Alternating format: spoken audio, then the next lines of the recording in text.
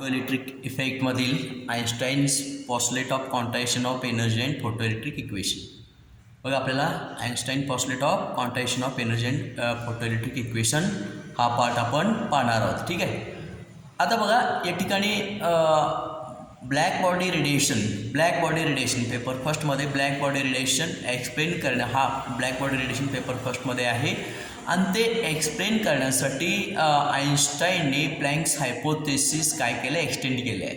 आइन्स्टाईनने काय एक्सटेंड केलं बा Planck's hypothesis of energy quantization. Planck's hypothesis of energy quantization हे कशासाठी एक्सटेंड केलेलं आहे ब्लॅक बॉडी रेडिएशन एक्सप्लेन करण्यासाठी एक्सटेंड केले आहे. ठीक आहे. मग आता बघा हे परत आइन्स्टाईनने सगळ्या टाईपचे इलेक्ट्रोमॅग्नेटिक रेडिएशनसाठी आइन्स्टाईनने हा पार्ट काय केला आहे एक्सटेंड केला आहे. ठीक आहे. ऑल टाईप्स ऑफ इलेक्ट्रोमॅग्नेटिक रेडिएशनसाठी. ठीक आहे. मग आता या ठिकाणी आइन्स्टाईनने जे प्रपोज केलं आहे प्लँक्स क्वांटम थिअरी आइन्स्टाईनने प्रपोज केलं आहे.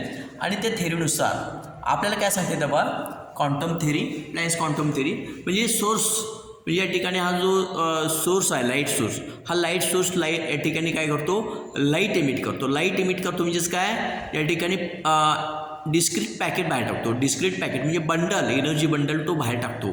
आणि ते एनर्जी बंडल किंवा त्या ठिकाणी डिस्क्रीट पॅकेट म्हणजे त्याला असं आपण काय म्हणतो फोटॉन असं म्हणतो. स्कॉड आहे फोटॉन. हा फोटॉन एनर्जी बंडल आहे डिस्क्रीट पॅकेट आहे. हा या ठिकाणी सोर्स ऑफ लाईट काय करतो तो बाहेर टाकतो. आणि मग असं जे रेडिएशन आहे ह्याला आपण काय म्हणतो फोटॉन असं म्हणतो. ह्या बंडलला आपण काय म्हणतो फोटॉन. आणि ह्या फोटॉनला ऊर्जा किती असते E=h². न्यू म्हणजे काय फ्रिक्वेन्सी ऑफ रेडिएशन. एच म्हणजे काय प्लँक्स कॉन्स्टंट. ई म्हणजे काय एनर्जी ऑफ द फोटॉन. म्हणजे त्या फोटॉनची काय असणार एनर्जी. आपण लाईटचा मारा करतो म्हणजे का फोटॉनचा मारा करतो. लाईटचा मारा करतो. हा मेटल सरफेस आहे. लाईटचा मारा करणार आहे म्हणजे फोटॉनचा मारा करणार. फोटॉनमध्ये काय असणार ऊर्जा असणार. किती ऊर्जा असणार एनर्जी E=h². ह्यालाच आपण काय म्हणतो Einstein relation of this photon. म्हणजे फोटॉनसाठी आइन्स्टाईन रिलेशन असं आपलं म्हणता येईल. आता हे जे इक्वेशन आहे this equation holds good for entire electromagnetic radiation. म्हणजे संपूर्ण इलेक्ट्रोमॅग्नेटिक रेडिएशनसाठी हे कसं इक्वेशन व्हॅलिड आहे. आता आपल्याला बघा याच्यावर काय सांगता येतं एच कॉन्स्टंट आहे म्हणजे इज डायरेक्टली प्रपोर्शनल टू म्हणजे फ्रिक्वेन्सी. न्यू म्हणजे काय फ्रिक्वेन्सी म्हणजे काय energy of the photon. Frequency जेवढी जास्त असणार तेवढी तेवढी एनर्जी जास्त असणार. फ्रिक्वेन्सी जेवढी कमी असेल तेवढी एनर्जी कमी. आणि is inversely proportional to lambda wavelength. म्हणजे या ठिकाणी वेव्हलेंथ जितकं जास्त असेल तेवढी एनर्जी कमी. वेव्हलेंथ जितकं कमी असेल वेव्हलेंथ तितकं जास्त असणार आहे. म्हणजे शॉर्ट वेव्हलेंथ असेल तर एनर्जी कसं असणार आहे या ठिकाणी जास्त असणार आहे. ठीक आहे. म्हणजे is inversely proportional to lambda. आता बघा या ठिकाणी इथं हा अशा प्रकारचा फोटॉनचा लाईटचा मारा केला म्हणजे फोटॉनचा मारा केला. हा फोटॉन येऊन आदळणार कोलाईड होणार कशावर. इथं जे मेटल सरफेस आहे ह्या मेटलमध्ये इलेक्ट्रॉन्स आहेत. हा इलेक्ट्रॉन आहे फोटॉन. हे दोन्हीमध्ये काय होतं कोलिजन होतं आणि त्या ठिकाणी एनर्जी या ठिकाणी एक्सचेंज होते. याच्यामध्ये काय होतं हा फोटॉन आणि हा इलेक्ट्रॉन ह्याच्यामध्ये काय होतं एनर्जी एक्सचेंज होतं. आणि एनर्जी एक्सचेंज झाल्यानंतर ह्या फोटॉनची एनर्जी ह्या इलेक्ट्रॉनला मिळणार. आणि ती एनर्जी जर सफिशियंट असेल तर इथून इलेक्ट्रॉन काय होणार आहे बाहेर पडणार आहे नॉकआउट होणार. म्हणजे ही ॲब्सॉर्ब केली एनर्जी जर सफिशियंट असेल तर इथला इलेक्ट्रॉन काय होणार बाहेर पडणार आहे किंवा नॉकआउट होणार आहे. ह्यालाच आपण काय म्हणतो फोटो इलेक्ट्रॉन. आणि ह्या इफेक्टला आपण काय म्हणतो फोटो इलेक्ट्रिक इफेक्ट असं आपण म्हणतो. याच्यापूर्वी आपण पाहिलेलं आहे. आणि जी मिनिमम एनर्जी जी आपण आता जास्त एनर्जी पाठल्यानंतर इलेक्ट्रॉन बाहेर पडणारच. पण कमीत कमी ज्या ऊर्जेला इलेक्ट्रॉन इथून बाहेर पडणार आहे नॉकआउट होणार आहे मेटल सरफेसपासून कंप्लीट मुक्त होणार आहे त्या ऊर्जेला आपण काय म्हणतो फोटो इलेक्ट्रिक वर्क फंक्शन 50.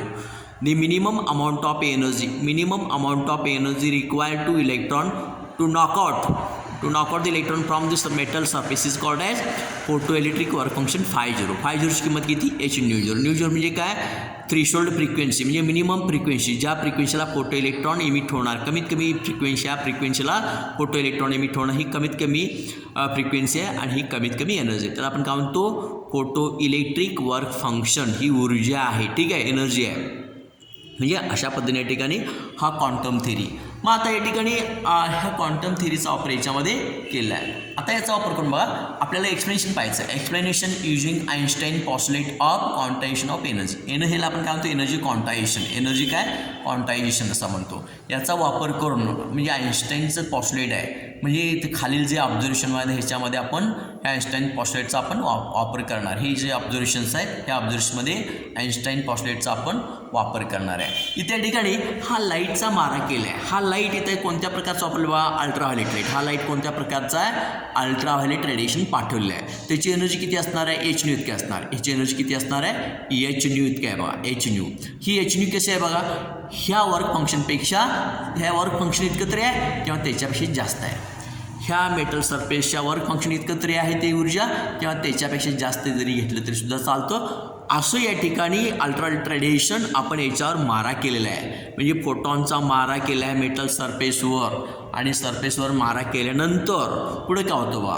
आता याच्यामध्ये दोन पार्ट. जर इत्या ठिकाणी थ्रीशोल्ड फ्रिक्वेन्सी म्हणजे ह्या लाईटची फ्रिक्वेन्सी ह्या थ्रीशोल्ड फ्रिक्वेन्सीपेक्षा ह्या थ्रीशोल्ड फ्रिक्वेन्सी इतकं किंवा त्या थ्रीशोल्ड फ्रिक्वेन्सीपेक्षा लाईटची फ्रिक्वेन्सी जास्त असेल आणि इंटेन्सिटी जरी कमी असेल तरीसुद्धा फोटो इलेक्ट्रॉन का होणार आहे इमिट होणार आहे.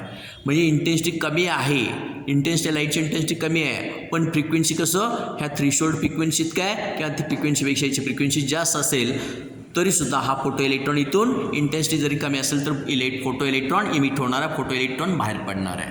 आता याच्या उलट जर थ्रीशोल्ड फ्रिक्वेन्सीपेक्षा ही फ्रिक्वेन्सी थ्रीशोल्ड फ्रिक्वेन्सीपेक्षा जर कमी असेल जर कमी असेल आणि इंटेन्सिटी तुम्ही भरपूर घेतला लार्ज घेतला तरीसुद्धा फोटो इलेक्ट्रॉन इमिट होणार नाही. याच्यामध्ये इंटेन्सिटी फार महत्त्वाचं नाही पण या ठिकाणी फ्रिक्वेन्सी मात्र फार महत्त्वाचं आहे. थ्रीशोल्ड फ्रिक्वेन्सी तर पाहिजे किंवा थ्रीशोल्ड फ्रिक्वेन्सीपेक्षा जास्त तरी पाहिजे. असं असेल तर फोटो इलेक्ट्रॉन इमिट होणार आहे नाहीतर फोटो इलेक्ट्रॉन इमिट होणार नाही असं पहिल्या ऑब्झर्वेशनमध्ये सांगितलं आहे. ठीक आहे दिस इज फर्स्ट ऑब्झर्वेशन. आता बघा सेकंड ऑब्झर्वेशन काय बघा. सेकंड ऑब्झर्वेशन इथं हे रेडिएशन ह्याला आपण काय म्हणतो रेडिएशन. हा लाईटचा मारा करतो म्हणजे रेडिएशन. आता इलेक्ट्रॉन इमिट होणार म्हणजे त्या ठिकाणी इमिशन. हे रेडिएशन आणि इमिशन. हे रेडिएशन हे कोणतं प्रोसेस आहे रेडिएशन आणि ते इलेक्ट्रॉन इमिट होतो काय हे काय आहे इमिशन. रेडिएशन आणि इमिशन ह्या दोन्हीमध्ये टाईम इंटरवल कसं असणार आहे एकदम शॉर्ट असणार आहे. म्हणजे there is no time lag between radiation and emission. म्हणजे रेडिएशन आणि इमिशन ह्या दोन्ही प्रोसेसमध्ये हे दोन प्रोसेस आहेत. रेडिएशन आणि इमिशन हे दोन प्रोसेस आहेत. ह्या दोन्ही प्रोसेसमध्ये टाईम इंटरवल फारसं नाही अगदी म्हणजे हे प्रोसेस कसं आहे इन्स्टंटेनियस आहे. कारण काय हा फोटॉन आणि इलेक्ट्रॉन दोन्हीमध्ये काय होतं एनर्जी एक्सचेंज होतो. किती वेळेमध्ये एकदम शॉर्ट पिरियडमध्ये एकदम शॉर्ट टाईम ऑफ इंटरवलमध्ये. म्हणजेच काय हे इन्स्टंटेनियस प्रोसेस आहे. या आइन्स्टाईन पॉस्टुलेटवरून आपल्याला हे सांगता येतं. ठीक आहे हे सेकंड ऑब्झर्वेशन. आता थर्ड ऑब्झर्वेशन बघा. थर्ड ऑब्झर्वेशन म्हणजे ह्या लाईटची फ्रिक्वेन्सी थ्रीशोल्ड फ्रिक्वेन्सीत काय किंवा त्याच्यापेक्षा जास्त तरी आहे आणि असा लाईटचा मारा आपण इथे केला आहे. असा लाईटचा मारा केल्यानंतर आता ह्याची जेवढी इंटेन्सिटी वाढवाल ह्या लाईटची जेवढी इंटेन्सिटी वाढेल तेवढे या ठिकाणी इंटेन्सिटी वाढवतो म्हणजे का फोटॉनची संख्या वाढवतो आणि फोटॉनची संख्या वाढवतो म्हणजे का फोटॉनचा मारा जास्त करतो. फोटॉनचा जास्त मारा केल्यानंतर इथून जास्त इलेक्ट्रॉन बाहेर पडणार आणि जितके जास्त इलेक्ट्रॉन बाहेर पडतील तेवढे या ठिकाणी फोटो इलेक्ट्रिक करंट वाढणार आहे. म्हणजे लाईटची इंटेन्सिटी वाढवल्यानंतर फोटो इलेक्ट्रिक करंट वाढणार. लाईटची इंटेन्सिटी कमी केल्यानंतर फोटो इलेक्ट्रिक करंट कमी होणार.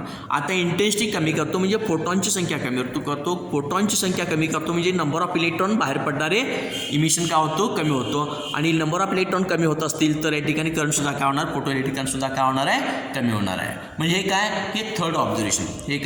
थर्ड ऑब्झर्वेशन आइन्स्टाईन पॉस्टुलेट आपण थर्ड ऑब्झर्वेशन आपण एक्सप्लेन केलं आहे. आता फोर्थ ऑब्झर्वेशन बघा. फोर्थमध्ये ऑब्झर्वेशनमध्ये त्या ठिकाणी एक्सपेरिमेंटल व्हेरिफिकेशनमध्ये आपण पाहिलं आहे. इथं या ठिकाणी ॲक्सिलरेटिंग पोटेन्शियल वगैरे इथं दाखवलं आहे. फक्त त्या ठिकाणी इमिशन दाखवलं आहे. आता इथं बघा इथं इलेक्ट्रॉन इमिट झाला जो इलेक्ट्रॉन अट्रॅक्ट करण्यासाठी त्या ठिकाणी ह्या साईडला किंवा इथे ह्या साईडला कलेक्टर प्लेट असणार. इथे ह्या साईडला कलेक्टर प्लेट असणार. कलेक्टर प्लेटला आपण काय देणार आहे पॉझिटिव्ह पोटेन्शियल देणार आहे आणि पॉझिटिव्ह पोटेन्शियल असल्यामुळे हा इलेक्ट्रॉन तिकडे काय होणार आहे अट्रॅक्ट होणार. पॉझिटिव्ह पोटेन्शियलकडं हा इलेक्ट्रॉन अट्रॅक्ट होणार आहे म्हणजे त्याला आपण काय म्हणतो ॲक्सिलरेटिंग पोटेन्शियल. पोटेन्शियल जितकं ॲसिलेटिंग पोटेन्शियल जास्त असेल तेवढं हे इलेक्ट्रॉन काय होणार आहे कलेक्टरकडं जाणारी इलेक्ट्रॉन संख्या वाढणार जेवढं ॲसिलेटिंग पोटेन्शियल जास्त असेल तेवढं कलेक्टरकडं जाणारी इलेक्ट्रॉन संख्या जास्त असणार आणि जितके कलेक्टरकडे जाणारी इलेक्ट्रॉन संख्या वाढेल तेवढं फोटोइलेक्ट्रिक करंट काय होणार आहे वाढणार आहे फोटोइलेक्ट्रिक करंट इथं या ठिकाणी वाढणार म्हणजे photoelectric current depends upon oscillating potential पण हे ठराविक लिमिटपर्यंत त्या लिमिटपुढं हे वाढणार नाही म्हणजे ठराविक लिमिटपर्यंत वाढणार त्या लिमिटपुढं ते वाढणार नाही आणि तिथं काय होणार आहे करंट सॅच्युरेशन त्याला आपण काय म्हणतो सॅच्युरेशन ऑफ करंट म्हणजे अशा पद्धतीने ठिकाणी हे या ठिकाणी फोर्थ ऑब्झर्वेशन आईन्स्टाईन पॉस्टलेट ऑफ आपण फोर्थ ऑब्झर्वेशन पाहिला आता फिफ्थ ऑब्झर्वेशन बघा त्या ठिकाणी बघा हे जे काय म्हणतो आपण म्हणजे त्या ठिकाणी सॅच्युरेशन करंट त्या ठिकाणी करंट सॅच्युरेट होणार म्हणजे इथं इलेक्ट्रॉन जर या ठिकाणी इलेक्ट्रॉन कलेक्टरकडे काय होणार अट्रॅक्ट होणार पण अट्रॅक्ट होत असताना ठराविक लिमिटपर्यंत वाढणार आहे आणि त्या लिमिटनंतर त्या ठिकाणी ते काय राहणार आहे कॉन्स्टंट राहणार त्याला आपण काय म्हणतो सॅच्युरेशन करंट काय होतो सॅच्युरेट होतो म्हणजे जरी इलेक्ट्रॉन जरी बाहेर पडले भरपूर इलेक्ट्रॉन जरी या ठिकाणी फोटॉनचा मारा केला ज्या इंटेन्सिटी वाढवली म्हणजे फोटॉन वाढणार म्हणजे इलेक्ट्रॉन वाढणार जरी इलेक्ट्रॉन वाढलं तरी त्या ठिकाणी काय होणार आहे सॅच्युरेशन करंट काय राहणार आहे म्हणजे saturation current depends upon intensity म्हणजे इंटेन्सिटी वाढवलं तरी सॅच्युरेशन करंट वाढणार आहे इंटेन्सिटी कमी केलं तर सॅच्युरेशन करंट काय होणार त्या प्रमाणामध्ये चेंज होणार आहे म्हणजे इंटेन्सिटी वाढवतो म्हणजे फोटॉनची संख्या वाढवतो इंटेन्सिटी वाढवतो म्हणजे फोटॉनची संख्या वाढवतो आणि फोटॉनची संख्या वाढवल्यामुळं सॅच्युरेशन करंट काय होणार आहे वाढणार सॅच्युरेशन करंट काय होणार आहे वाढणार म्हणजे अशा पद्धतीने या ठिकाणी हे फोर्थ या ठिकाणी काय फोर्थ ऑब्झर्वेशन आईन्स्टाईन पॉस्टलेट वापरून आता पुढचे जे या ठिकाणी ऑब्झर्वेशन्स आहेत पुढच्या व्हिडिओमध्ये आपल्याला सांगता येईल इथं आपल्याला थांबायचं विल स्टॉप हिअर